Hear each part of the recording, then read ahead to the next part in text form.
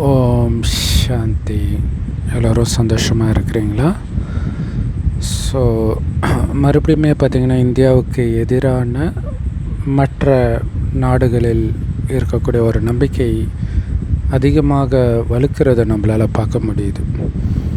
ஒரு 2 நாள் முன்னாடி பார்த்திங்கன்னா, அமெரிக்காவில் இருக்கக்கூடிய ஒரு இந்திய சகோதரர் அவர் சாஃப்ட்வேர் இன்ஜினியர். எதுக்கு பார்ட் டைமாக பீஸா டெலிவரி ஒர்க் பண்ணாரோ தெரியல. ஸோ அப்படி ஒர்க் பண்ணும்பொழுது ஒரு ஃபேக்கான கால், யாரும் இல்லாத அட்ரஸுக்கு பீஸா டெலிவரிக்காக அவருக்கு கால் பண்ணியிருக்கிறாங்க. அவர் அங்கே போய் டெலிவரி பண்ண உடனே அவர் தலையில் சுட்டுருக்குறாங்க. அவர் ஆந்திராவை சார்ந்தவர்.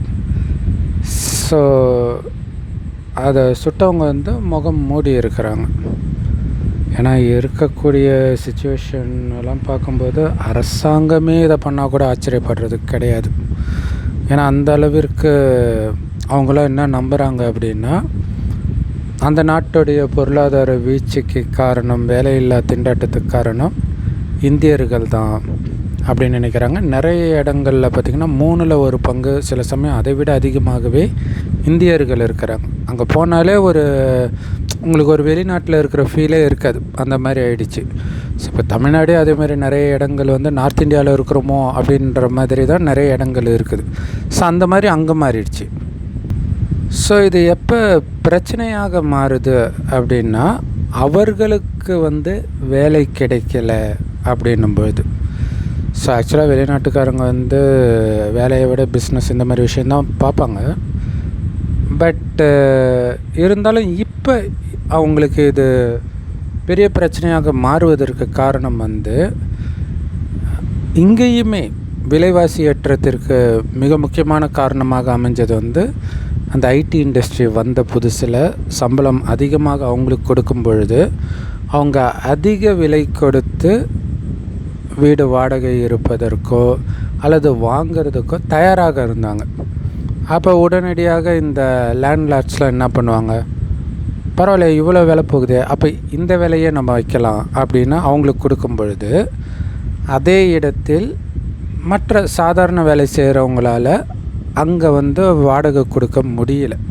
ஸோ அந்த பாதிப்பு உள்நாட்டிலையுமே இருந்தது. இதே விஷயம் அங்கேயும் நடக்குது. அப்போ அங்கே இருக்கிறவங்களாலேயே வீடு வாங்க முடியல. இந்த மாதிரி நிறைய அடிப்படை வசதிகளே அவங்களால செஞ்சிக்க முடியாத ஒரு நிலை வரும் பொழுது பார்க்குறாங்க இந்தியர்கள் ரொம்ப சுகபோகமாக வாழறது. அப்போ அவங்களுக்கு இந்தியர்கள் மீது வெறுப்பு வருது. ஸோ உலகம் முழுவதும் இந்தியர்களுக்கு எதிராக குரல் கொடுப்பதற்கு இதுதான் முக்கியமான காரணமாக இருக்குது. ஒரு விதத்தில் ஒரு காலத்தில் பிராமணர்கள் கூட அந்த மாதிரி நிறைய உயர்ந்த இடங்களில் இருந்தது ஒரு காரணமாக இருந்திருக்கலாம் பிராமணர்களை எதிர்த்ததற்கு. ஸோ நிறைய இடங்களில் பார்த்திங்கன்னா கோ பேக் டு இந்தியா அப்படின்ட்டு இந்தியர்களை பார்த்து சொல்கிறத நம்மளால் பார்க்க முடியுது. இது ஆக்சுவலாக ஆப்பிரிக்காக்காரங்களை பார்த்து கூட அமெரிக்கர்கள் நிறைய இந்த மாதிரிலாம் சொல்லியிருக்கிறாங்க. ஸோ உண்மையிலே எல்லா நாட்டுக்காரங்களும் நிறைய மொழி பேசுகிறவங்க ஒரே இடத்துல இருக்கும்போது அது உண்மையிலே பார்க்குறதுக்கு அழகாக இருக்கும். ஸ்கூல்லேயும் சரி, காலேஜ்லேயும் சரி, அது நல்லா தான் இருக்கும். ஆனால் அது ஒருத்தருடைய வாழ்வாதாரத்தையே பாதிக்கும் பொழுது அப்போ தான் இந்த மாதிரி பிரச்சனைகள் வருது. ஆனால் இதில் என்னென்னா, சரி ஓகே, இப்போ அந்த மாதிரி இந்தியர்கள்லாம் இல்லை, எந்த நாட்டிலையுமே வேறு நாட்டை சார்ந்தவர்களே இல்லைன்னு வச்சுக்கோங்க. அப்போவும் இந்த மாதிரி பிரச்சனை வரதான் போகுது இல்லையா? அப்போவும் ஒருத்தர் பணக்காரர் ஆக தான் போகிறாங்க, விலைவாசி ஏற தான் போகுது.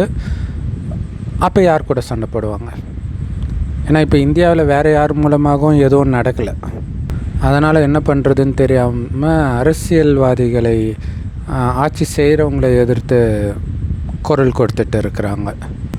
ஸோ ஒரு விதத்தில் அமெரிக்காவில் ஆட்சி செய்கிறவங்க அவங்கள எதிர்த்து வரக்கூடிய குரலை டைவர்ட் பண்ணுறதுக்காக இந்தியர்கள் பக்கம் திருப்பி விட்டும் இருக்கலாம். ஸோ அப்படி ட்ரம்ப் நிறைய இந்தியர்கள், நிறைய நாட்டினரை திருப்பி அனுப்பிச்சார். ஆனாலும் இப்போ விலைவாசி அங்கே அதிகமாக தான் இருக்குது, வேலை வாய்ப்பு இல்லாதது அதிகமாக இருக்குது, வீடு இல்லாத தெருவில் இருக்கிறவங்களுடைய எண்ணிக்கை அதிகரிச்சுக்கிட்டே இருக்குது. இந்த பெட்ரோல் ரேட்லேருந்து எல்லாமே பயங்கர அதிகமாகிடுச்சு. ஸோ பிரச்சனை எங்கே இருக்குது அப்படின்னு பார்த்திங்கன்னா, ஒரு 5 பேருக்கு தேவையான உணவை 50 பேர் ஷேர் பண்ணால், 500 பேர் ஷேர் பண்ணால், 5000 பேர், 5 லட்சம் பேர், அப்போ தான் பற்றாக்குறை வருது. ஸோ அந்த மாதிரி உலகம் முழுவதுமே மக்கள் தொகை அதிகரிச்சுட்டு தான் இருக்குது. ஸோ அதுதான் பிரச்சனைக்கு மூல காரணமாக இருக்குது. அது இல்லாமல் மக்கள் தொகை ரொம்ப கம்மியாக இருக்குதுன்னு வச்சுக்கோங்க. அதேமாரி எல்லா நாட்டிலையுமே ஒருத்தரே இருக்கிறாங்கன்னு வச்சுக்கோங்க. ஒரே நாடு, அது எந்த நாடாக வேணாலும் இருக்கட்டுமே, அந்த ஒரு நாட்டுக்காரங்க மட்டும்தான் இருக்கிறாங்க. அல்லது ஒரே மதத்துக்காரங்க தான் இருக்கிறாங்க. அதாவது ஒரே நாட்டுக்காரங்க, ஒரே மதத்துக்காரங்க தான் உலகம் முழுவதும் இருக்கிறாங்க. ஆனால் ரொம்ப கம்மியாக தான் இருக்குது ஒட்டுமொத்த உலகத்தின் மக்கள் தொகை.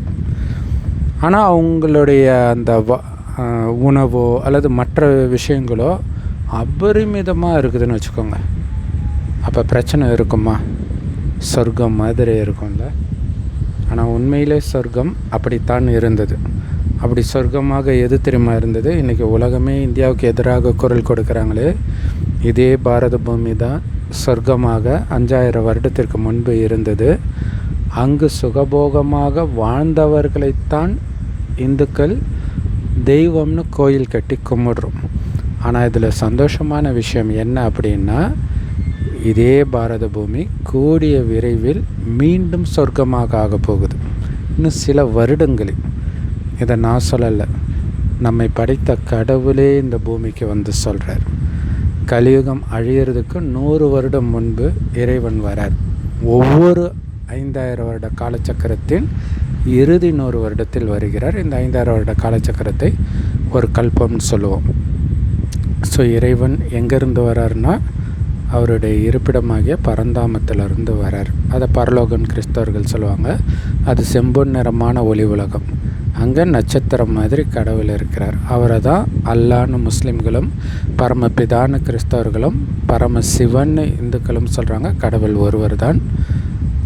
அவருக்கு நம்மள மாதிரி தாயின் கர்ப்பத்தில் ஒருபோதும் பிறவி எடுக்கிறது கிடையாது. அதனால் சொந்த உடம்பு கிடையாது. ஆனாலும் இறுதியில் வரார். ஏன்னா அவருக்கு மட்டுமே இந்த ரகசியம் தெரியும். சிதம்பர ரகசியம்னு சொல்கிறாங்க இல்லையா? ஸோ அவர் ஒரு வயோதிகர் உடலுக்குள்ளே பிரவேசிக்கிறார். அந்த வயோதிகருக்கு பிரம்மான் பேர் வைக்கிறார். அவர் வாய் வழியாக இந்த ஞானத்தை கொடுக்கிறார்.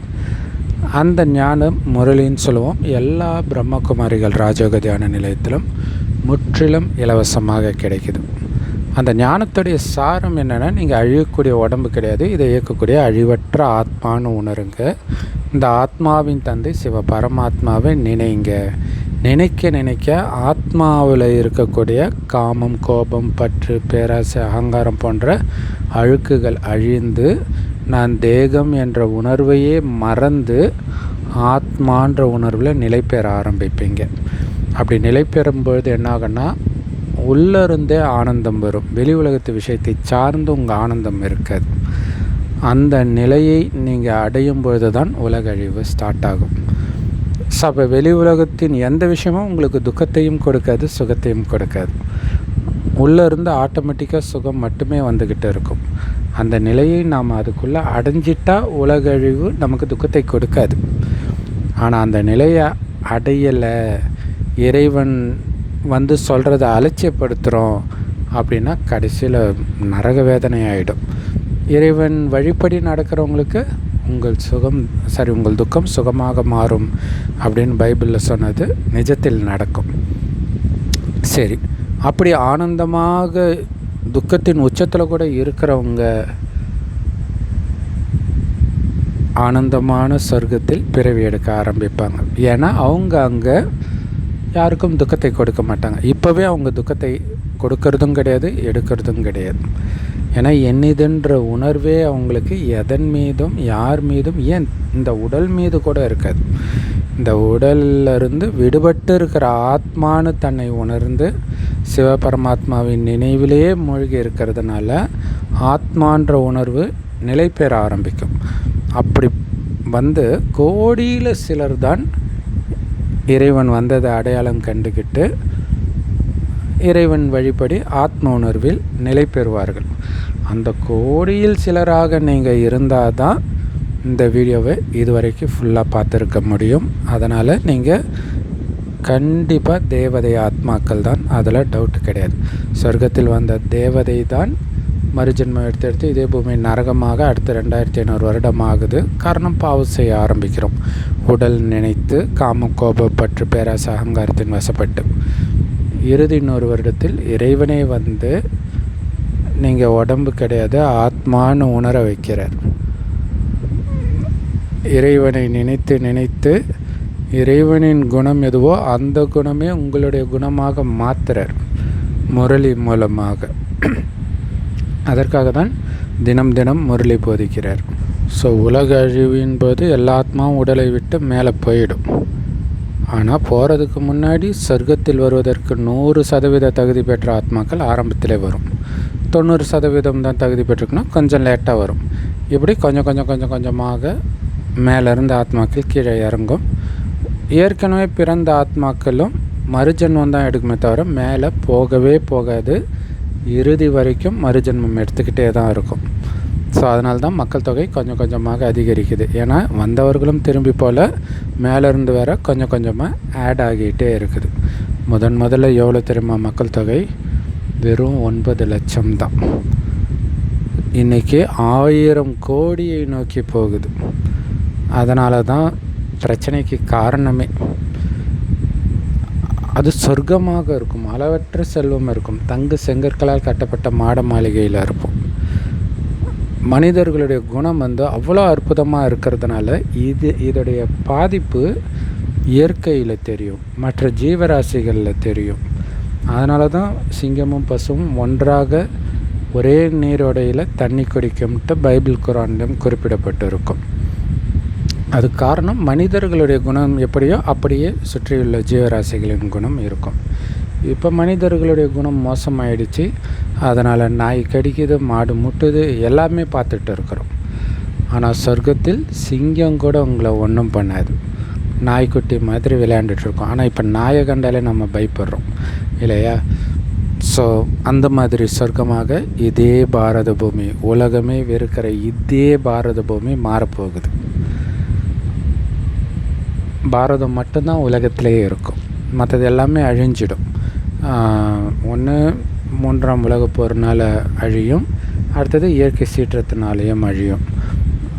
அதுதான் பயங்கர உபத்திரவ நாட்கள்ன்ட்டு பைபிளில் போட்டிருக்கும். ஸோ அது எல்லாமே நடக்கும். ஆனால் நீங்கள் பாட்டுக்கு ஆத்மா என்னுடையவர் ஒரு சிவபரமாத்மா, சொர்க்கத்தின் போகிற வழியில் இது நடக்குது, அவ்வளோதான். எதுவுமே என் இதில் யாருமே என்னுடையவர்கள் இல்லை. அதாவது பொதுவாக கடவுள் எப்படி எல்லோரும் மீதும் கருணை வைக்கிறாரோ அந்த கருணை இருக்கும். தனிப்பட்ட முறையில் விருப்பு வெறுப்பு யார் மீதும் இருக்காது. ஸோ அந்த நிலையை அடைஞ்சிங்கன்னா சொர்க்கத்தில் பிறவி எடுத்துடலாம். ஏற்கனவே சொன்ன மாதிரி அளவற்ற செல்வம், அற்புதமான இயற்கை, அவ்வளோ நறுமணம் வீசக்கூடிய மலர்கள், கற்பனைக்கு எட்டாத அளவுக்கு பேரே சொர்க்கம் இல்லை அப்படி இருக்கும். மனிதர்களும் அவ்வளோ அழகாக இருப்பாங்க. ஆனால் காமம் கோபம் பற்று பேராசை அகங்காரம்லாம் இருக்காது. கணவன் மனைவி நமக்கு ஒரு வாரிசு வேணும்னு நினைக்கும்போது மனைவி கர்ப்பமாவலே தவிர காமத்தினால் கிடையாது. எப்போ 2500 வருடம் கழித்து தன்னை உடம்புன்னு நினைக்கிறானோ அப்போ தான் கொஞ்சமாக காமம் வருது. அது கடைசியில் இன்றைக்கி எங்கே பார்த்தாலும் பாலியல் குற்றம் நடக்கிற அளவுக்கு அழிச்சிட்டு வந்து விட்டுடுச்சு. அதனால தான் உலகம் மோசமாகுது இல்லை? பாவம் அதிகமாக துக்கம் வரும்.